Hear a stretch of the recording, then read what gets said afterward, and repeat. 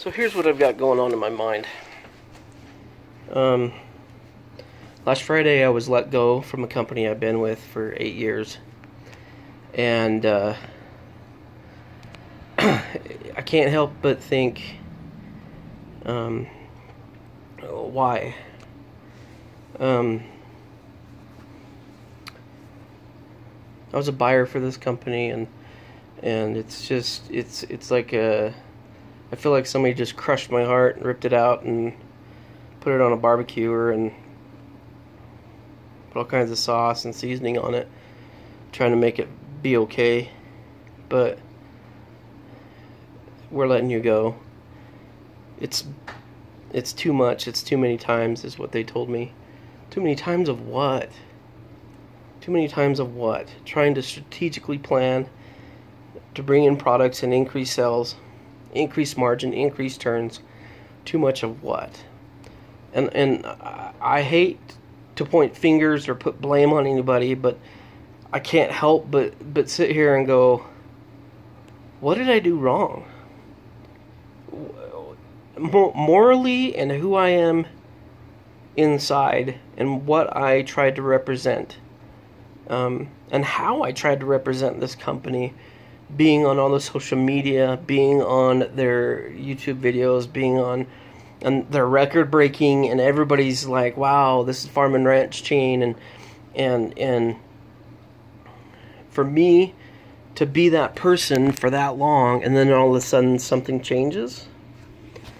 Something changes. What changed? And I try to look at myself, and I'm going, okay, I've made some mistakes. I've made some mistakes as a buyer, being a new buyer, learning the business, learning how to budget, learning the open to buy, learning how to buy things and have them come in, all at once or staggering them out has been kind of a challenge for me, and not understanding the business. Because if 2014 our sales suffered for some reason, was it because we didn't have inventory? Could have been. Was it because we didn't advertise the product? Could have been. Could it be that we didn't buy it right? We bought it at too high cost and went too deep.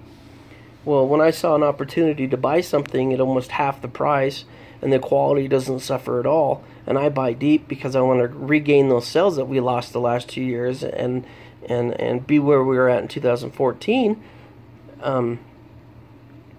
it's too much, Travis. It's just too much. Well, what was said behind the scenes? There has to be something going on there.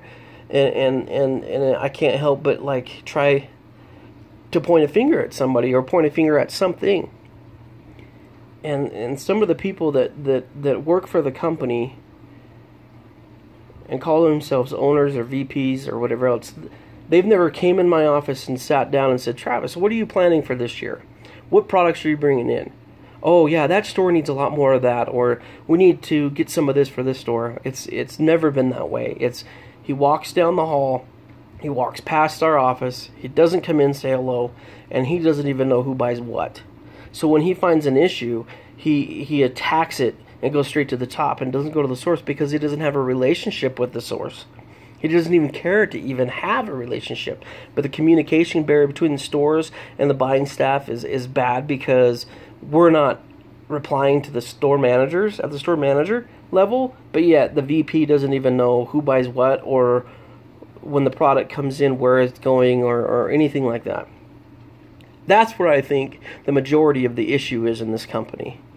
I think it's operationally driven. I think that the VP of the operations side is very controlling and militant and wants it done his way, or it doesn't look good. When he sees something or somebody does something that puts his stores in a situation where they can't be accountable for what they've done or what they haven't done. If you go walk in their back rooms or go walk in their compounds, there's no accountability on that side. But it's all the accountability is put on the buying staff. All the accountability, if anything goes wrong, including sales, margin, merchandising, is put on the buying staff. And I think that this operationally for this company is the demise of this company. It's holding things back for the future. It's making people that work hard and diligently all day long to find a source to increase sales, but then the execution on the operations side isn't where it needs to be. It's making it impossible because there's no accountability on that side. There is no, you need to do this or else on that side. It's all put on one side, on the corporate side. If you didn't do this right, you didn't plan this right, you didn't send us pictures of this set that we're doing, or you didn't send us a planogram, or the reps said it, but they said it during the wrong time of the year and we weren't able to do it, so we just sent them home and we're going to do it ourselves, and then they never get done. I used to be on that side. I used to run around like a chicken, 17 miles a day average, of trying to help customers and trying to help employees and trying to make the company look good. And that's what I feel like I've done the last 8 years, is done everything I can to make this company succeed, to look good, and represent. And then the culture changes. It shifts when somebody from one side of the fence gets more power than what they normally have had. And I heard him say it to another person that works for the company on the phone. You know I got to weigh in now. If things go wrong and people don't like him, I have a way in now. I heard this person say that.